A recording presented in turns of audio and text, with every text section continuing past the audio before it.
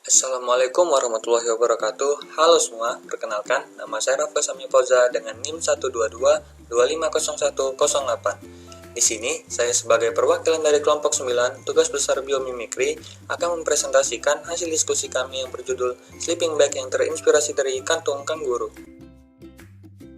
Pada tugas besar biomimikri ini, saya dibantu dengan keenam teman saya yaitu Abi Ajasni Aditya, Ardi Maulana, Epin Replita Ginting Sugihen, Ganendra Hafiz, Hanafi Hadinata, dan Nadia Ersaneta. Sebelum saya menjelaskan tentang apa itu sleeping bag, di sini saya akan menjelaskan dulu tentang apa itu biomimikri.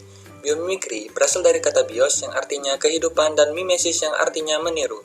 Sehingga, biomimikri dapat diartikan sebagai mempelajari adaptasi alam dengan meniru mereka.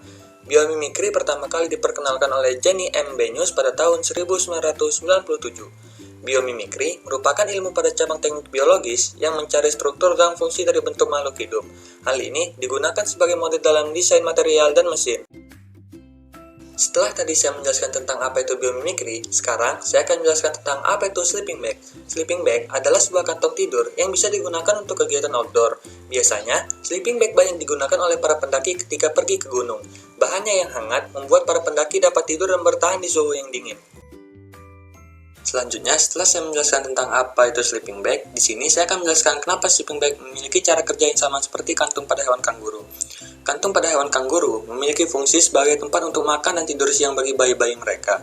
Bayi kanguru akan tinggal di dalam kantong induknya hingga memasuki usia 11 bulan dan akan terus menyusu hingga berusia 18 bulan.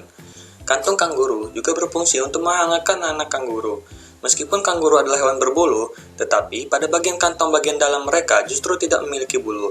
Hal tersebut membuat bayi kanguru bersentuhan langsung dengan kulit induk kanguru. Kemampuan kanguru untuk dapat melindungi dan menghangatkan anaknya ini yang memberikan inspirasi untuk menciptakan ide sleeping bag.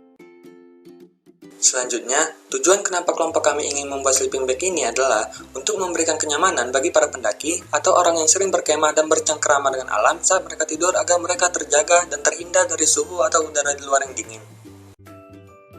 Untuk cara kerja dari sleeping bag ini adalah dengan mengisolasi panas tubuh untuk memberikan kehangatan suhu di dalam kantung. Oleh sebab itu, kantung tidur ini memiliki lapisan isi guna memberikan isolasi terhadap panas tubuh dan juga menghambat masuknya udara dingin dari luar kantung tidur. Setelah teman-teman semua mengetahui cara kerja dari sleeping bag ini, saya akan menjelaskan manfaat dari sleeping bag tersebut, yaitu sebagai pemberi kehangatan bagi para pendaki agar dapat bertahan dari suhu yang dingin, terbebas dari hipotermia, dan dapat digunakan juga sebagai tempat tidur yang nyaman bagi mereka saat sedang mendaki gunung. Selanjutnya, kelebihan dari sleeping bag ini adalah memiliki lapisan yang dapat menghambat udara dingin dari luar kantung, yang mana lapisan tersebut terbuat dari bahan sintesis seperti Primaloft dan bahan alami seperti bulu angsa yang sangat ringan dan lembut. Setelah teman-teman mengetahui tentang kelebihan dari sleeping bag, saya akan menjelaskan kekurangan dari sleeping bag ini. Sleeping bag memiliki kekurangan dari harganya yang cukup mahal karena terbuat dari bahan alami yaitu bulu angsa, dan ketika basah maka akan lama untuk keringnya sehingga dapat menghilangkan daya isolasinya. Akan tetapi, produk ini juga dibuat dengan menggunakan bahan sintesis berupa polar yang jika basah masih mampu memberikan isolasi yang cukup baik. Untuk kesimpulan dari presentasi kelompok kami ini adalah diharapkan dengan ditemukannya sleeping bag ini dapat membantu para pendaki dalam menghadapi suhu dingin di pegunungan dan dapat digunakan sebagai penghangat saat tidur sehingga dapat memberikan kenyamanan bagi para pendaki. Dan untuk slide terakhir presentasi kami ini adalah poster, yang mana poster ini masih mencakup pembahasan yang sama seperti di laporan dan presentasi kami tadi. Ya, itu saja yang dapat saya sampaikan. Jika ada salah kata, saya mohon maaf. Saya akhiri. Wassalamualaikum warahmatullahi wabarakatuh.